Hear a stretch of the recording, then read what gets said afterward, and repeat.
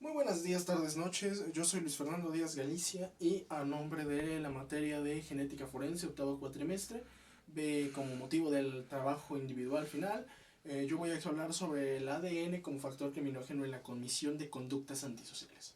Ahora, antes de hablar en algo en concreto y hablar simplemente de las conductas antisociales y del factor criminógeno que tiene que ver el ADN, quisiera puntualizar la presencia y la necesidad de los factores endógenos y factores exógenos para que en realidad haya la comisión de una conducta antisocial. Ahora, esto se ha hablado constantemente. Se considera que los factores endógenos son los factores exógenos son los factores con los que hablamos de todo el exterior que sucede alrededor de un individuo que van a influenciar su comisión de conductas. Aquí hablamos de el entorno en el que convive, los contextos sociales a los que pertenece. Podemos explicarlo con muchas teorías, la reacción social, la asociación diferencial, pero hablamos a final de cuentas de todo el externo del individuo. Ahora, cuando hablamos de conductas endógenas, por el contrario, nos encontramos con justo lo que tenemos que hablar aquí. Todo lo que ocurre internamente en el individuo. Podemos hablar de problemas genéticos justamente, de problemas psicológicos, de problemas mentales en general, inclusive de factores que pueden influir de manera no tan necesariamente directa o de factores que no se considerarían como problemas al momento de generar neurotransmisores, entre otros. Ahora, siempre hay que hablar de ambos cuando se habla de los factores por los cuales un individuo comete conductas antisociales. Se considera que es excesivamente raro que haya individuos que cometan conductas por simplemente factores endógenos y simplemente por factores exógenos. Aquí es donde hablamos de la clasificación de ambos. Se considera que para que un individuo sea en verdad alguien que comete conductas antisociales, vamos a necesitar ambos, ya sea que el factor endógeno sea mayor que el exógeno o al viceversa. También hablamos de que puede existir un punto medio, pero aunque las formas de evaluación son concisas, considerar un porcentaje en específico es meramente subjetivo, por lo cual se habla que o hay mayores factores exógenos o hay mayores endógenos. Esto es lo más común. Nunca podemos hablar, se considera que algunos estudiosos consideran que es un mito y otros consideran que simplemente es muy implausible que haya un criminal meramente exógeno o un meramente endógeno. El meramente endógeno es inclusive más complicado, puesto que como son únicamente factores externos, meramente exógeno. Se considera que tendría que haber factores externos, se tendría que repetir el mismo patrón de conductas para que se cometiera otra vez, lo cual es excesivamente extraño, tendría que ser una gran coincidencia para que se repita.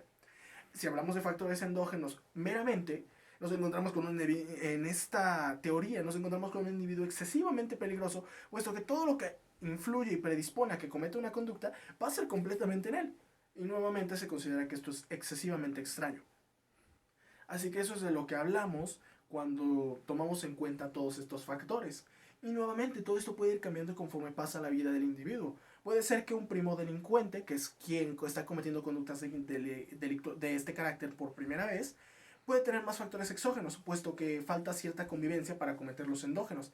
Sin embargo, tras un proceso carcelario, tras un proceso de interacción, inclusive no solo el proceso como persona privada de la libertad, sino una vez dejando este lugar, o como nos ha explicado la reacción social, va a haber una negación de esta persona en el contexto, lo cual va a aumentar más. Y entonces ahora nos encontramos con un criminal posiblemente reincidente que ahora tendrá más factores exógenos que endógenos. Entonces es una gran cantidad de cosas a tomar en consideración para hablar de las conductas antisociales y no podemos hablar meramente de factores endógenos y ni meramente de genética como un factor que influye.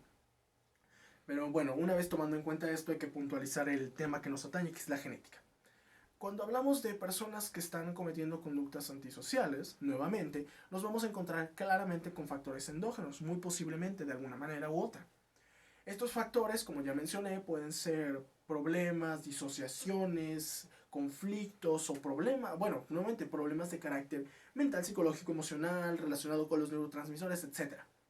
Si uno hace una simple búsqueda de enfermedades en concreto, de problemas en directo, de desórdenes y trastornos en concreto relacionados con esto, se va a encontrar que cuando se habla de causas de lo mismo, claro que hay muchas más, pero siempre se considera de forma muy alta el ADN, la genética. Se considera que si bien una persona podría no directamente heredar un trastorno de la personalidad o un problema de carácter psicológico, esta persona puede presentarlo por algún problema o conflicto durante la gestación, durante la simple fecundación, durante la concepción misma. Y esto de un modo es un factor de carácter genético. Entonces, si encontramos a un individuo con estos trastornos, con estos desórdenes, comúnmente nos vamos a encontrar con una influencia genética. Ahora, claro que si no se está consciente de ello, no se va a saber hasta después. E inclusive una vez que se diagnostica esto, aunque es fácil, aunque hay parámetros y es relativamente fácil en la modernidad actual que hay diagnosticarlo, es muy difícil en verdad comprender meramente de qué carácter, por qué se da. Y nuevamente hay que considerar, otra cosa que hay que considerar muy importante, es que cuando nos encontramos con una persona que posee o tiene alguno de estos problemas, no siempre nos vamos a encontrar con alguien propenso a cometer conductas antisociales. Nuevamente, una gran cantidad de factores influyen en esto. Si hablamos de que hay una persona que sufre un trastorno, pero esta persona está consciente de ello, su familia está consciente de ello, está consciente de que hay una historia en la misma familia, está consciente de que él lo está padeciendo, ha sido diagnosticado, y esta persona lleva un régimen médico, psicológico, farmacológico, puede incorporarse al contexto sin problema, inclusive llevar una vida que podría considerarse relativamente normal. Pero si se dan cuenta, ahí también van a influir los factores exógenos para que esto se dé. Así que nuevamente es una gran cantidad de cosas a considerar, lo cual quiero puntualizar para la posterior conclusión.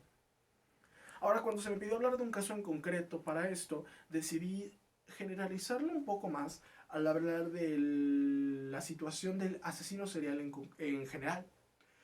Siempre que hablamos de estos, comúnmente nos encontramos con que un asesino serial o una persona con estos situaciones que comete este tipo de conductas tiene algún trastorno de la personalidad, algún problema psicológico, algún problema genético. No hay que ir muy lejos. Ed Gein fue diagnosticado con esquizofrenia, Jeffrey Dahmer fue diagnosticado con trastorno límite de la personalidad, Ted Bundy fue diagnosticado con trastorno antisocial de la personalidad.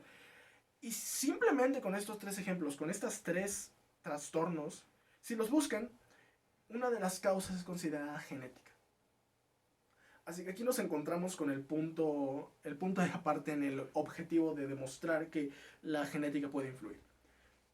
Nuevamente, es difícil, es fácil diagnosticarlo una vez que ya se tiene una persona, eh, se le hacen entrevistas, se le hacen test al respecto, se busca su historial familiar o historial médico. En esos momentos ya es diagnosticarla relativamente fácil, pero si no se tiene un historial claro, puede no ser fácil determinar la causa o el porqué de esto. Sin embargo, está presente y es plausible y muy simple considerar que la genética juega un rol. Entonces ahora en el caso de centralizar un ejemplo propio, si nos encontramos con un individuo, este individuo tiene trastornos genéticos, ni siquiera no tenemos que ir allá a llegar a un trastorno de la personalidad, simplemente si tiene un problema disociativo, si tiene un problema de desarrollo, si tiene un problema relacionado a sus neurotransmisores.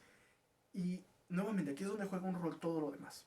Si esta persona no vive en un contexto óptimo, si esta persona no se le trata estos conflictos, si esta persona es molestada, es atacada, no se nota o no se distingue que se están evidenciando conductas que pueden llevar a la psicopatía, a algún problema, esta persona puede terminar haciendo una conducta antisocial, puede terminar teniendo una fijación de carácter físico, de carácter relacionado a esta serialidad, una fijación de carácter psicosexual, una gran plétora de fijaciones, de obsesiones, de problemas que eventualmente lo van a llevar a que esta satisfacción la va a obtener al cometer un asesinato, al matar a una persona.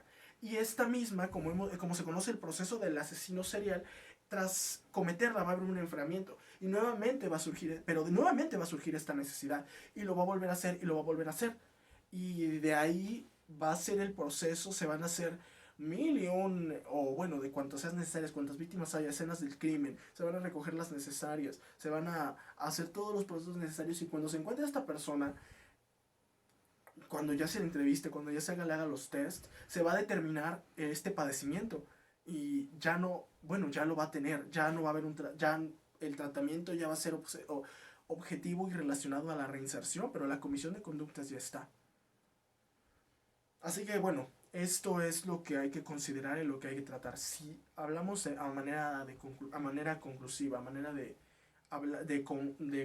conjuntar todo esto que se ha hablado, si tenemos que considerar que la genética va a jugar un factor criminógeno, pero también tomamos en cuenta que muchos factores van a jugar un rol, que la persona que padece un problema genético de este tipo no necesariamente tiene que convertirse en un infractor delictivo. Si consideramos que una persona con estas características tiene que también estar en un contexto que propicie esto, o sea, que tenga otros factores criminógenos. Si tomamos todo esto en cuenta, y consideramos que aunque la genética puede jugar un gran rol, solo es uno de los muchos roles que se tiene que llevar. Entonces sí, es importante considerar que el ADN y la genética en general es un factor criminógeno excesivamente grande y excesivamente considerable al hablar de la comisión de conductas antisociales. Y bueno, con eso concluyo mi exposición al respecto. Muchísimas gracias por su atención y esto ha sido todo de mi parte. Gracias.